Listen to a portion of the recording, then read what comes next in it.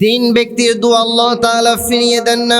এই তিন ব্যক্তি যখনই আল্লাহ তাআলার কাছে কোনো কিছু চায়, যখনই তার আল্লাহ তাআলার কাছে হাত তুলে, এই তিন শ্রেণীর ব্যক্তির দোয়া আল্লাহ তাআলা ফিরিয়ে দেয় না। নবীজি বললেন, সালাসাতু দাওয়াতিন মুস্তাজাবাতিন লা শাক্কা ফীহিন্না। তিন ধরনের ব্যক্তি এমন আছে যাদের দোয়াটা হচ্ছে মুস্তাজাবা, এদের দোয়াটা করতে দেরি হয় কিন্তু আল্লাহ তাআলার কাছে দোয়া কবুল হতে দেরি হয় না। এক নাম্বার, দাওয়াতুল ওয়ালিদি আলা ওয়ালাদি, পিতার দোয়া, মায়ের দোয়া, বাবার দোয়া সন্তানের বিরুদ্ধে। খবরদার, যারা সন্তান আছেন, বাবা মার কাছ থেকে বদদোয়া নেবেন না। বাবা মার দোয়াও যেমন কবুল, বদদোয়াটাও কবুল। আপনার বাবা, আপনার মা যদি আপনার জন্য বদদোয়া করে, ওই বদদোয়া করার সাথে সাথে বদদোয়াটাকে কবুল করে নেন একজন, তিনি কে? দুই নম্বরে, দাওয়াতুল মুসাফির। যে ব্যক্তি মুসাফির অবস্থায় সে যদি আল্লাহ তাআলার কাছে কোনো কিছু চায়, সে যদি আল্লাহ তাআলার কাছে দোয়া করে, ওই মুসাফিরের দোয়াটাকেও কিন্তু আল্লাহ ফিরিয়ে দিবে না।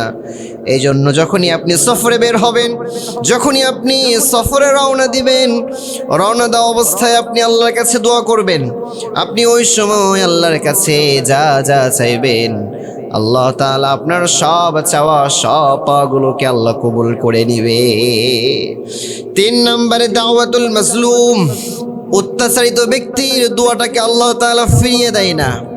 যে ব্যক্তি মাজলুম, যার উপরে অন্যায় করা হয়, যার উপরে অত্যাচার করা হয়, ওই বান্দা বা ওই বান্দি যখন আল্লাহ তাআলার কাছে দোয়া করে, ওই মাজলুম ব্যক্তির দোয়া আল্লাহ তাআলা সাথে সাথে কবুল করে নেয়। এজন্য খবরদার, কারো উপর জুলুম করবেন না, কারো উপর অন্যায় করবেন না, কারো উপর অবিচার করবেন না।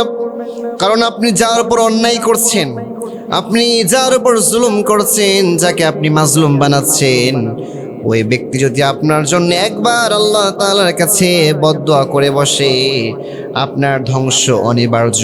এই জন্য নবীজি আর এক হাদিসের মধ্যে বলেন, ইত্তাকি দাওয়াতাল মাজলুম, তোমরা মাজলুমের বদদোয়াকে ভয় করো, ফাইন্নাহু বাইনাহু ওয়া বাইনাল্লাহি লা হিজাব।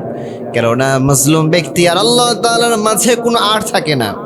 মাজলুম ব্যক্তি যা দোয়া করে, মাজলুম ব্যক্তির দোয়া করার সাথে সাথে আল্লাহ তাআলা ওই মাজলুম ব্যক্তির দোয়াটাকেও কবুল করে নেয়। তাহলে বুঝলাম আজকে তিন শ্রেণীর ব্যক্তি আল্লাহ তাআলার কাছে যা চায়, আল্লাহ তাআলার কাছে যা দোয়া করে, সব দোয়াটাকে কবুল করে নেয়। এক নাম্বার, পিতামাতার দোয়া। দুই নম্বরে মুসাফিরের দোয়া, এবং তিন নম্বরে হচ্ছে মাজলুমের দোয়া।